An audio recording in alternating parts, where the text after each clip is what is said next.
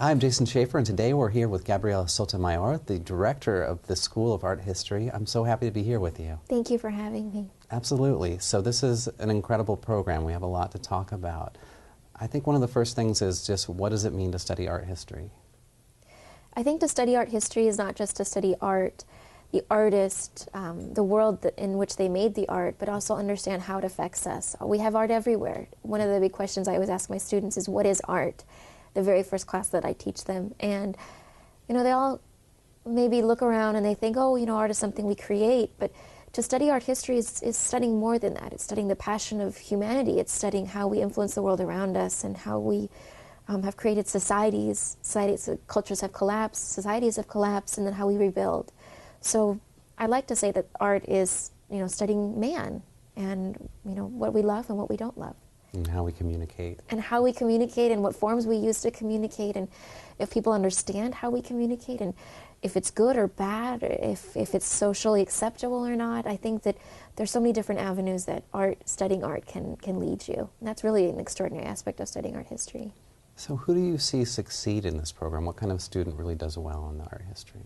I think students who are passionate. I think passion and dedication are two big key points that you need to be a successful art historian. I say successful because you don't have to be constantly publishing. A successful art historian can be someone who brings passion and love and drive into the classroom and who gets students involved in their own aesthetic and artistic abilities. I think that students need to be devoted to what they're doing, and I think that's true with any field. Devotion is important, and love is important for what you're doing and what you're studying. You have to like to read. We do read a lot, and we like to write.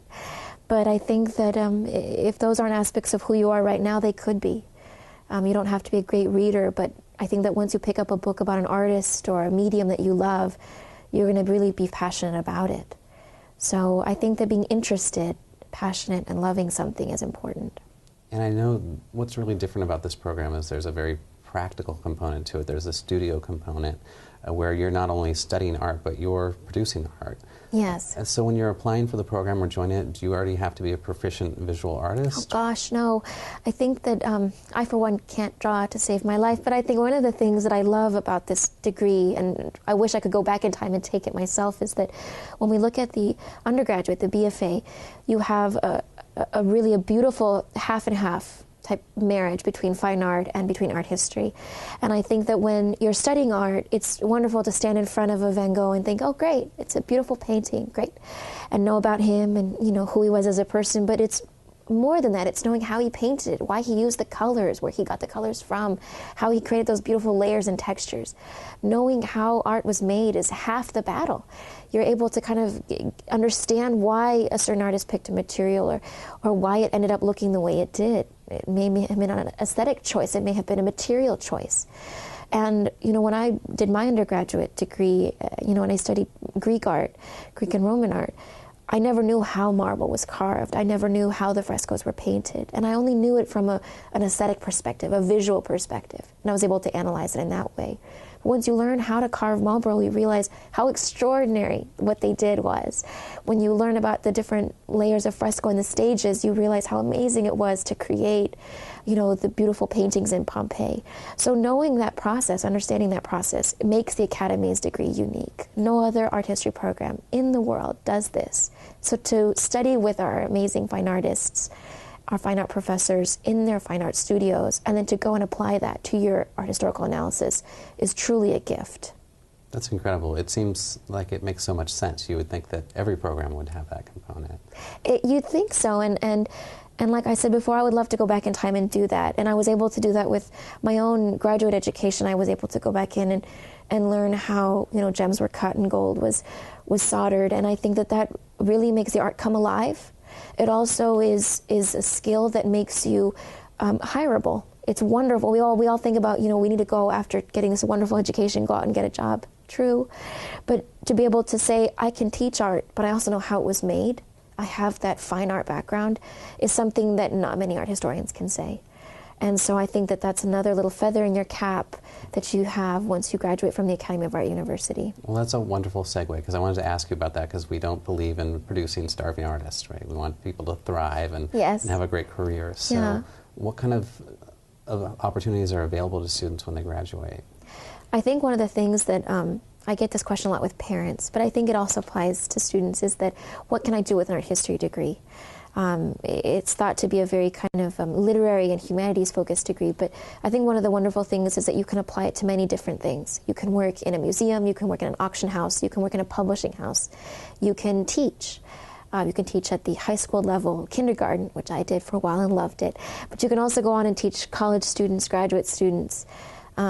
You can really make the art come alive in a variety of different ways, be it lecture circuit, be it conferences, be it in publishing, working with textbooks and art historical book publishing companies. You can also be specializing, and you can be, you know, the Manet specialist at a museum, which is amazing. You can, you know, put on exhibitions, work in galleries, and really focus yourself in that area. There's a lot of things that you can do. Now, you mentioned teaching. Can you teach freelance and not have a credential, or do you need a credential in order to teach? So one of the things that if you're teaching high school, you do need a credential, and our advisors can help you with that.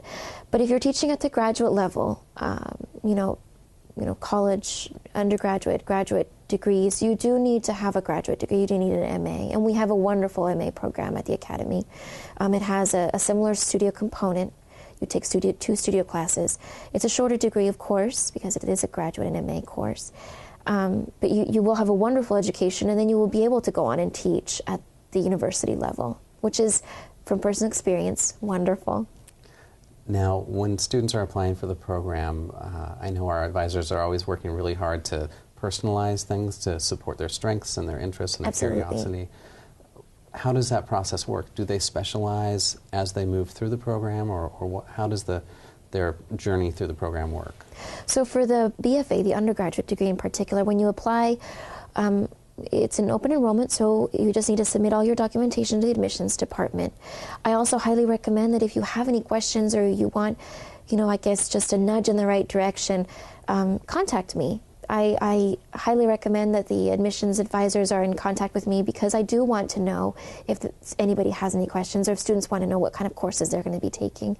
You start off with the foundations. You start off with looking at art and design.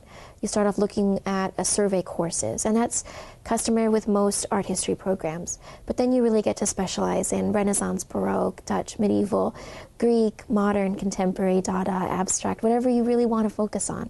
And finally, when you get to your senior year, you write your thesis, and you work with the director, and you work with a number of advisors, and you write a paper that truly encompasses what you've fallen in love with, you know, to bring it back to that, what you've become passionate about while you're doing your art historical education. So you could specialize in a specific artist, work of art, do a comparison, look at a whole period, or just focus on one tiny detail of a painting. It's really whatever you want to do. So I know at the core there's this Renaissance, an understanding of the Renaissance world, but you can study modern art later in your program. Our faculty are very well versed in a variety of different areas. We have faculty who are specialists in ancient world, like myself, Renaissance, Baroque, American art. We have a wonderful relationship with the architecture program, so if you're wanting to focus on architectural history, we're also able to do that with you. And of course, modern and contemporary. I think that one of the things that I loved about this degree is that, coming from a classical education myself, I was trained in the United Kingdom. One of the things that I think is lost is in the current study of art history is that it's gone very theory-oriented, which is wonderful. I think that that's a wonderful aspect of art. But I think that in the past few years, and something Dr. Stevens noticed, was that we've lost the art itself. We've lost studying the work of art itself and being object-based. And that's exactly how, you know, the classical schools are, Cambridge and Oxford. That's how they train you. So trained in that school, to bring it back to the objects, to bring it back to the classical education of looking at the art and studying it, understanding why the artist did what he did. And of course, a little bit of theory in there is really important. It also makes our degree very, very unique, because we are object-based. We are trained as the ancient art historians were, as you were in the 18th century in Oxford and Cambridge. And one of the things you mentioned too was architecture, which I wouldn't have thought would be part of an art history degree. What should students know about that? Is that something that they can really focus on, and how does that integrate with art history? Absolutely. art history can come in many different forms. Art comes in many different forms. So one of the things that I love about teaching at the Academy is that we have such a wonderful connection with our fine art studio departments, sculpture, painting, printmaking, etc., but also with our architecture programs, interior, landscape, and, architecture. And I think that in working with all these different departments, we're able to give students a holistic education. We're able to give them not just the practical, but also they're able to study with theory, art historical, theory and art history specialists and architectural historians. So you're able to specialize in art history. For example, one of our graduate students is working on the Laurentian Library in Florence, an extraordinary building, and she's working with our architecture department as well. So this really has both sides of the education, the practical and the architectural, construction and process, and then the art historical, looking at, the context and the artist. You're making me wish I could go back and take this degree. This is great. Now, one of the things that I know about the program, too, is that language is important. Do you have to enter the program knowing how to speak Spanish or Italian or Dutch or German? Or No. I think that, often students are going to come into my office and they'll be petrified. I'm really bad at a language. That's okay. As art historians, we don't have to speak it. It's great if you do. But we really need to be able to translate those languages.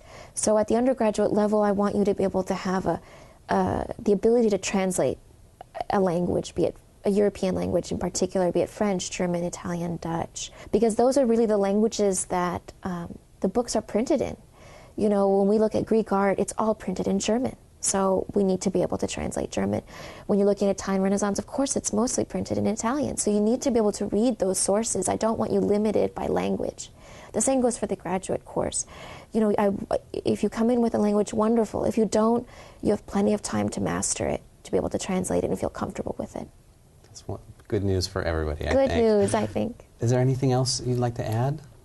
I think one of the things that I especially like about working at the Academy is how close-knit we all are. As a program, you have access to me, phone, email, office hours, and you really are able to tailor your degree. You're able to pick and choose what courses you want to take. You're able to work closely with the advisors and your director, which I think is a really special opportunity, not just for me, because I love to work with the students, but also for yourself. I think that you're able to go in and create your ideal degree, and that's something that's very rare, that you don't find everywhere. And we want you to succeed, and we want you to be happy and love what you're doing. That's a perfect way for us to wrap up. Thank you so much. Thank you.